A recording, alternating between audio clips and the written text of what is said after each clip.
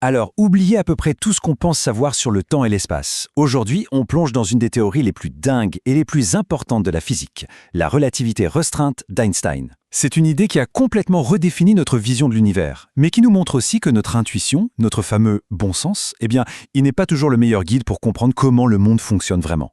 Accrochez-vous, ça va secouer un peu. Bon, voilà le programme. On va commencer tranquillement avec la physique qu'on connaît tous, avant de plonger dans les idées complètement révolutionnaires d'Einstein, celles qui ont absolument tout changé. Allez, on commence par ce qui nous semble évident, logique, l'univers tel que Galilée et Newton l'imaginaient. Un monde où, franchement, les règles du jeu avaient l'air simples, claires et surtout, elles ne changeaient jamais. Imaginez ça une seconde. D'un côté, notre expérience de tous les jours où les vitesses s'additionnent sans problème. Et de l'autre, l'idée d'une limite de vitesse cosmique, un truc qui refuse de bouger, qui ne change jamais. C'est précisément ce conflit-là qui est au cœur de toute cette histoire. Pendant des siècles, la physique, elle reposait sur une idée assez simple et plutôt rassurante en fait. Les lois du mouvement sont les mêmes pour tout le monde et le temps s'écoule de la même façon pour tous, partout. Une seconde ici, sur Terre, c'était la même chose qu'une seconde sur Mars ou n'importe où dans une galaxie lointaine. Bref, une vision simple, mais qui allait bientôt voler en éclats.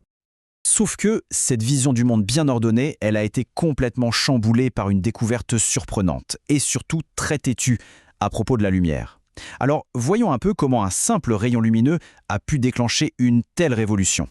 Mais et si, par hasard, il y avait une vitesse qui, elle, restait toujours la même, peu importe comment on bouge?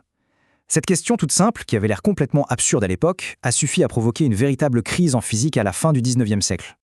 Les équations de l'électromagnétisme, celles de Maxwell, étaient formelles. La vitesse de la lumière dans le vide, c'est environ 300 000 km par seconde, point. Et ça contredisait toute la logique. Si on allume une lampe torche dans un TGV, la lumière devrait aller plus vite pour quelqu'un sur le quai, non?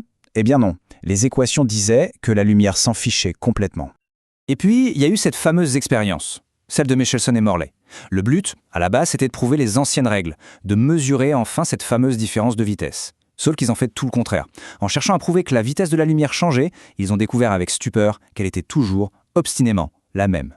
C'est l'un des échecs les plus brillants de toute l'histoire de la science. Un résultat qui a tout changé. Alors là, on est dans une impasse complète. Et c'est là qu'arrive un jeune employé du bureau des brevets à Berne, un certain Albert Einstein. Et lui, il propose une solution, mais d'une audace complètement folle. Il dit « Et si les anciennes règles, celles du bon sens, étaient tout simplement fausses ?» Bon, son premier postulat, on va dire qu'il ne réinventait pas la roue. En gros, il disait que les lois de la physique sont les mêmes pour tout le monde tant qu'on se déplace à vitesse constante. Une balle tombe de la même façon dans un train qui roule que sur le quai. Jusque-là, ok, rien de révolutionnaire. Mais alors, le deuxième postulat, c'est là que tout bascule. Einstein prend le résultat bizarre de l'expérience de Michelson-Morley et il en fait une loi universelle. La vitesse de la lumière est une constante. Un point, c'est tout. Peu importe si on court vers la lumière ou si on s'en éloigne, elle file toujours à la même allure. Le problème, c'est que ces deux idées, elles ont l'air de se contredire complètement. Comment faire pour qu'elles marchent ensemble?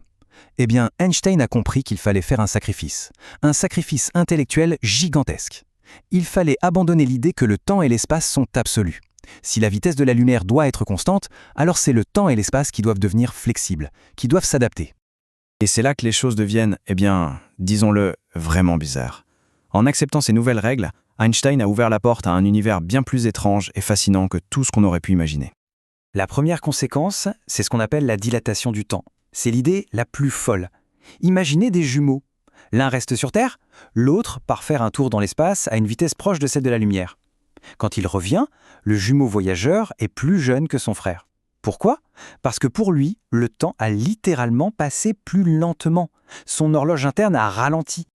Et attention, ce n'est pas de la science-fiction, c'est un phénomène qu'on observe tous les jours avec des particules venues de l'espace, les muons.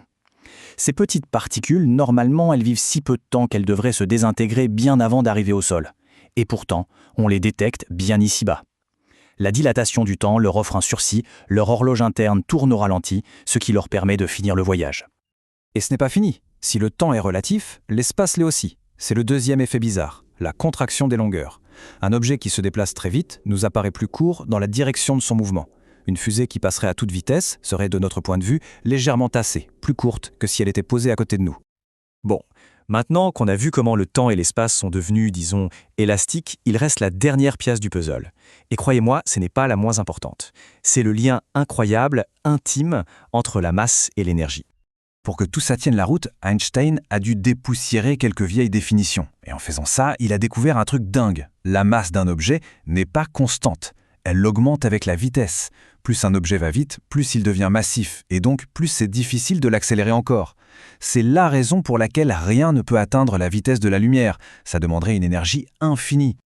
Et en mettant tout ça ensemble, l'énergie, cette nouvelle masse qui change avec la vitesse, Einstein a trouvé une connexion, une sorte d'harmonie secrète entre tous ces concepts. Et cette harmonie, elle mène tout droit à l'équation la plus célèbre de toute l'histoire de la science. Pour un objet qui est simplement au repos, qui ne bouge pas, l'équation devient d'une simplicité presque enfantine. E égale mc². C'est tout. Mais ce que ça veut dire, c'est juste incroyable. Ça veut dire que la masse, ce n'est que de l'énergie hyper concentrée. Et encore une fois, ce n'est pas juste une belle formule sur un tableau, c'est du concret. Dans les accélérateurs de particules, on le voit tous les jours. Quand la matière et l'antimatière se rencontrent, paf, elle disparaît dans un flash de lumière en libérant une énergie colossale. Exactement comme le prévoyait Einstein. La matière devient littéralement de la lumière. Au final, la relativité restreinte a fait voler en éclats nos certitudes. Le temps, l'espace, la masse, tout ça n'est pas absolu. Tout dépend du point de vue, du mouvement. Et ça nous laisse avec une question absolument vertigineuse qui fascine encore tout le monde aujourd'hui. Si les piliers de notre réalité sont si changeants, si relatifs, alors qu'est-ce qui est vraiment, fondamentalement, réel ?